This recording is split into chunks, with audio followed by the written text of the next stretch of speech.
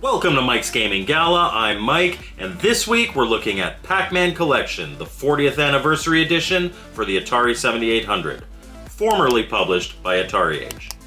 Pac-Man Collection came in a professionally printed box with a manual and a new injection molded cartridge. Programmed by Bob DiCrescenzo, this was unfortunately a casualty of the great Atari Age port purge of 2023. However, Bob has made this available as a free ROM download, and the link is in the description. I'll be showing you the ROM in my gameplay on this review, so what you see is what you'll get. Alright, is this a Pac-Man collection that'll make fans proud? Let's see.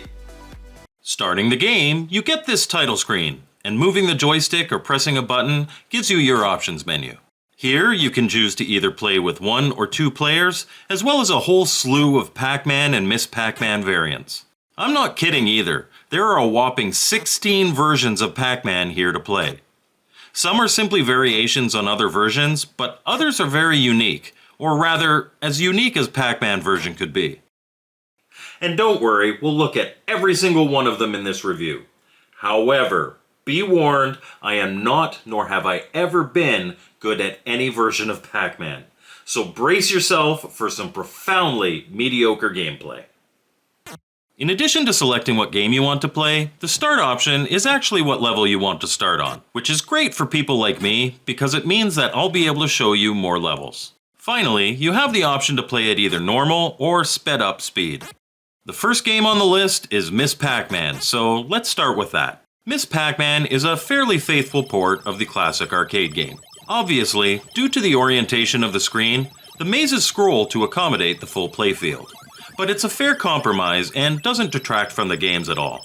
Considering that Pac-Man has been around since 1980, I really shouldn't have to explain how the game works.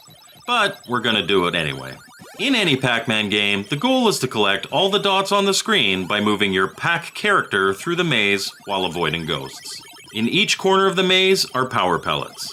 If you eat one of these, the ghosts become vulnerable for a short time, allowing you to eat them for bonus points, sending them back to the center of the screen, only to have them escape and start chasing you again. The more ghosts you're able to eat in this state, the more points you'll get, so make sure you're close to them when you grab the pellet. Or you can be like me most of the time and simply use this as an opportunity to eat some dots stress-free.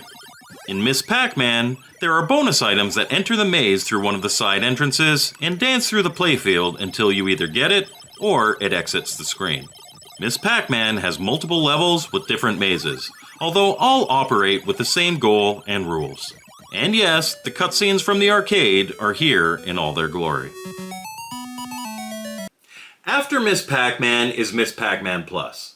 No, this isn't the arcade version, but rather something special that mixes things up. Miss Pac-Man Plus is a variant of Miss Pac-Man that uses the Plus rule set. Pac-Man Plus differences are a faster speed. The overall speed of the Plus games is faster than normal. Combine this with the fast setting in the main menu, and things get really crazy. When eating a power pellet, there's a chance that one of 2 things can randomly happen. The maze can turn invisible, making navigation extremely difficult unless you're a seasoned pro, or, infuriatingly, one of the ghosts won't turn blue. This got me more than a few times while I was playing, as it's entirely possible that the one that doesn't become vulnerable could be right on top of you, resulting in instant death once getting the pellet. Lastly, the bonus prizes can also act like power pellets, but with the added feature that they turn all the ghosts invisible. They're worth twice the points when in this state, but obviously, they're very hard to find. Aside from that, Miss Pac-Man Plus has the same levels as plain old Miss Pac-Man, just with these new features. The next game on our list may confuse you. It's Miss Pac-Man Plus Arcade. This doesn't use the standard Pac-Man Plus rules, despite being named similarly. This is actually a port of the arcade variation of Miss Pac-Man that had different and more challenging mazes. If Miss Pac-Man is too easy for you, these mazes will give you the challenge you desire.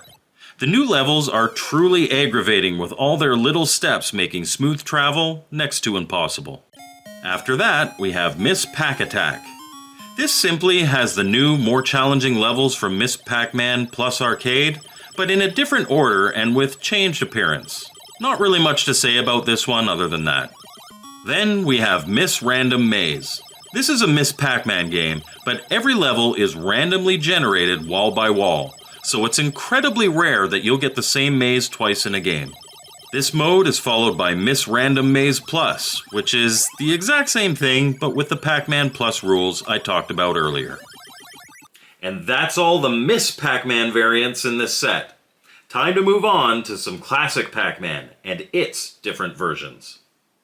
The first of the Pac-Man themed games is, of course, the classic Pac-Man. In the original Pac-Man, every level is the same maze, and the bonus fruit appears just below the center of the screen. Really not much to say here, everyone knows Pac-Man, but this is a very faithful port of this legendary game. Next, we have New Puck X, which is the classic Pac-Man, but with a more difficult maze that includes 3 pairs of side exits. After that is Hangly Man, and there are a few surprises here. There are 2 mazes in this version. The first maze is very similar to the one in New Puck X, but the second maze, there are no inner walls. It's just a free-for-all in open space, and it has top and bottom exits. In the first level, eating a power pellet can make the maze invisible as well, much like in the Pac-Man Plus rule set. The next game variation is Ultra Pac-Man. This is your standard Pac-Man, but with 6 new mazes for you to explore and master. And then we come to the Random Mazes game. This is Pac-Man, but with randomly generated levels, so it's never the same game twice. All of these Pac-Man variations also have Plus versions. Pac-Man Plus, New Puck X Plus, Hangly Man Plus, Ultra Pac-Man Plus, and Random Mazes Plus. These are the same games as their non-Plus variants, but with the Plus rules that I mentioned earlier in the video. Alright, last but not least, let's talk about the difficulty switches. The left difficulty switch sets how many lives you start with, either 3 or 5. But the right difficulty switch does something pretty special. In a 2-player game, the right switch sets it to either be a normal, take turns kind of deal, or allows the second player to control Blinky, the red ghost, when in chase mode.